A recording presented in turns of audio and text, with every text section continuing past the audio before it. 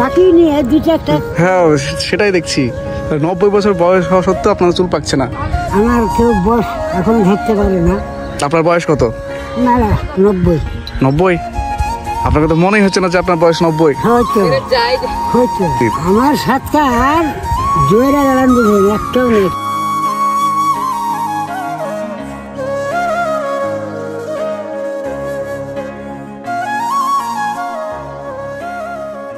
আপনার জীবন কেমন কেটেছে ছোট থেকে?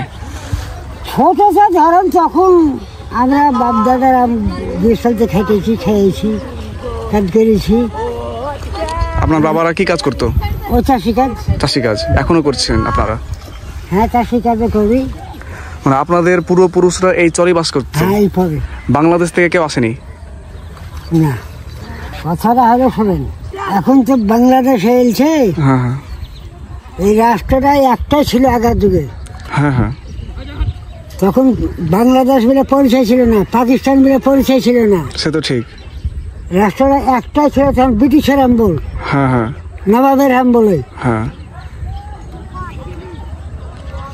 তো এত বড় গ্রাম একটা ওরা পক্ষে অসম্ভব হয়ে যায়, এত বড় গ্রাম একসঙ্গে তারা যাবে না। ওরা করলে কি রাষ্ট্রটাকে দুটা ভাগ করে দিলে, ওরা করে দিলে পাকিস্তান আর এটা হিন্দুস্তান। হ্যাঁ হ্যাঁ, সে তো অনেক ইতিহাস আছে। মানে এই চরের লোকে তখন জমি বাংলাদেশের উপরে ছিল, এই চরও ছিল, বুঝলেন না? আপনাদের জমি ছিল নাকি? হ্যাঁ ছিল। দিয়ে এখন বিক্রি করে দিয়েছেন? ওসব জমি আছে, কিছু জানা নেই। জানা নাই। সেটাই। তার মানে হচ্ছে বলছি না, রাষ্ট্র ভাগ হয়ে গেল। ওখানে হয়তো একটা কথা, আপনারা হয়তো 5টা ভাই, ওখানে হয়তো কেউ থেকে গেল, এখানে কেউ থেকে গেল, ওখানকার জমি খেতে, এখানকার জমি যারা থাকছে তারা খেতে, এইরকম। তাহলে আপনাদের চরের জীবন তাহলে এইভাবেই কাটছে, সুখ দুঃখ মিলে। হ্যাঁ, তো বেশ ভালো লাগে গ্রামীণ জীবনযাপন, কিন্তু ওই বর্ষা আর এই বন্যার সময় একটু আতঙ্কের মধ্যে থাকতে হয়। কিছু অসুবিধা না। এখন অসুবিধা নেই না। বন্যার ভাঙন আপনারা দেখেছেন কখনো? হ্যাঁ, এই তো ভাঙন। এই ভাঙনে ধরেন আমার লাইফে 3 বাড়ি ভাঙলাম, করলাম, ঘুরে বেড়ালাম। মানে এইভাবে জীবন চলে যাচ্ছে।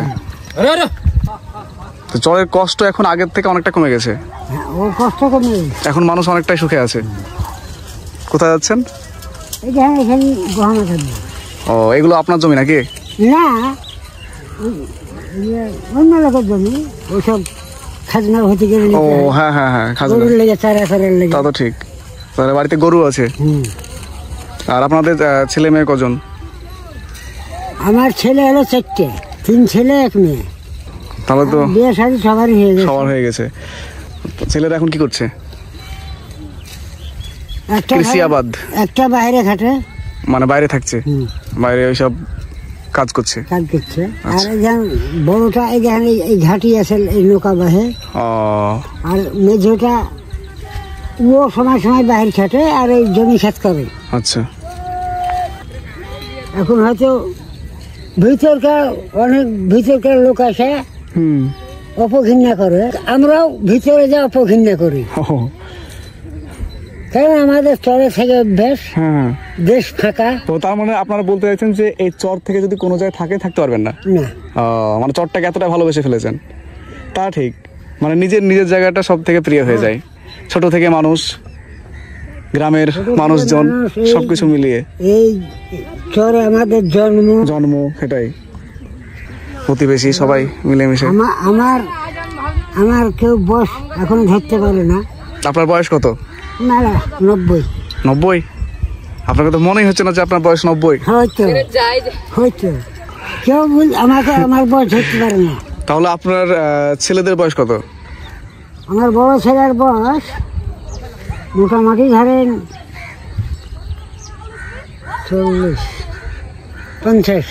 50 বছর। ও, তাহলে আপনার বড় ছেলেরও তো তাহলে ছেলে মেয়ে হয়েছে নিশ্চয়? তো ওদের বয়স কত? ওদের বড় ছেলে 4 ছেলে। 4 ছেলে পড়াশোনা করছে? পড়াশোনা মানে 3টে মেয়ে, হ্যাঁ, একটা ছেলে। ও মেঝোটার 3 মেয়ে, ও। আর বেটা পুত নাই। সব বিয়ে শাদী সবার হয়ে গেছে। আপনার মানে নাতিদের বিয়েও দেখে নিয়েছেন? সব। আমার লাইফে আমার ছেলে মেয়ের সবার বউ ছেলে আমি সব এই লাইফে দেখে নিলাম। তাহলে তো আপনাকে ভালোই আল্লাহ তাআলা রেখেছেন। 3 ছেলে মধ্যে 8টা পুঁতি। কি বললেন? আমার 3 ছেলে তো, হ্যাঁ, যে টোটালে 8টা পুঁতি।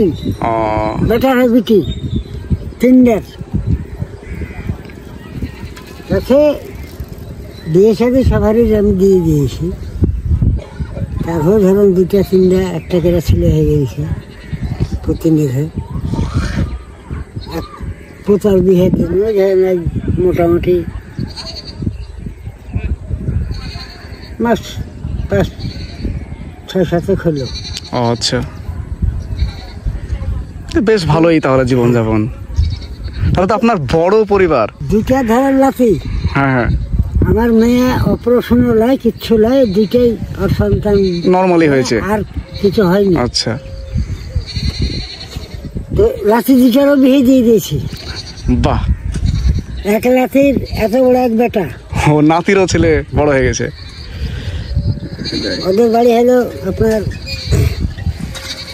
এই ঝিলদাড়ি ফতেপুর। ও ফতেপুর বিটির বাড়ি। ও অনেক দূর। আপনার স্ত্রী বেঁচে আছেন? হ্যাঁ। মাশাআল্লাহ, তাহলে তো খুবই ভালো। আমরা দুজনে মিলে একসাথে ভালোই। তাহলে আপনার স্ত্রী বয়স কত হলো? বড় ধরেন মোটামুটি 60-70 হবে। আপনাদের তো তাহলে সেই সময় মানে কত বছর বয়সে বিয়ে হয়েছিল? আমার বিয়ে তখন ধরুন মোটামুটি 30-35। 30 বছরে বিয়ে করেছিলেন? কিন্তু তখন তো আরো অল্প বয়সে বিয়ে হয়ে যায়। যে আমার বিয়ে হওয়ার পর আমার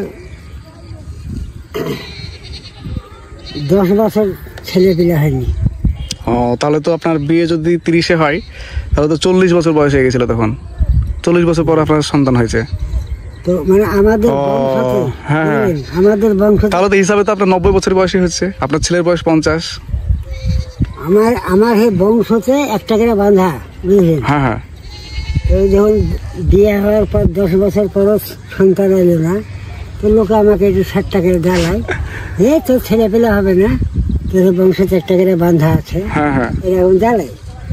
এই করতে করতে আল্লাহর হুকুম 10 বছর 11 বছর আমার বড় ছেলে। ও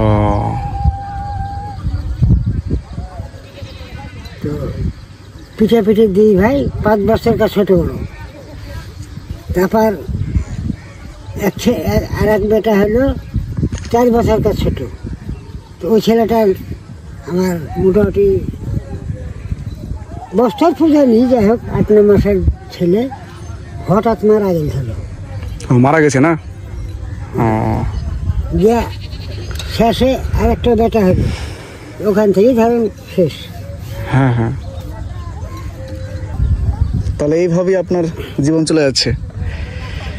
তাও এই 90 বছর বয়সেও আপনি এখন কাজ করছেন, হাঁটাচলা করছেন, তাহলে আপনি তো প্রাউড ফিল করা উচিত। আমার সাতটা আর জয়েরা গালান বুঝেন একটাও নেই। সেটাই তো, কেউ না। কারণ এখন দেখা যাচ্ছে 70 বছর বয়স হচ্ছে অমনি কাত হয়েছে। লাগে ঠাট্টাই আর কি করে, হ্যাঁ তুমি ওরকম হয়ে আছো, ওরকম হয়ে বেড়াইছো, কাম করছো, তোমার মাথার একটা চুল পাইছিল না।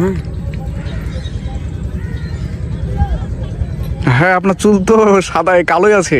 চুল পাকিনি, 2টা একটা। হ্যাঁ সেটাই দেখছি, 90 বছর বয়স হওয়া সত্ত্বেও আপনার চুল পাকছে না।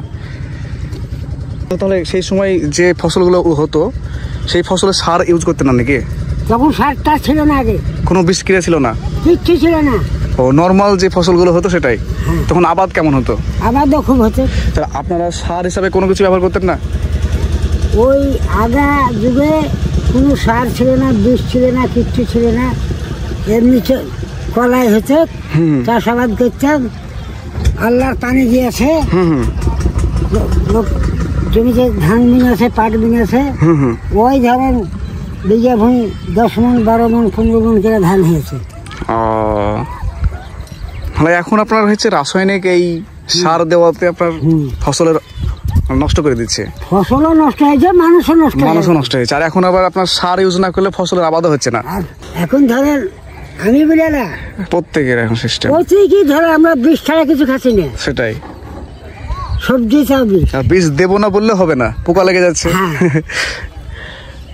আপনার গম করলে বিষ, ভুট্টা করলে বিষ, আজকাল বিষ ছাড়া কোনো ফসল নাই, সেটাই শাক সবজি সব বিষ।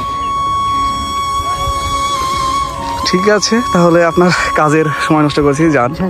আচ্ছা।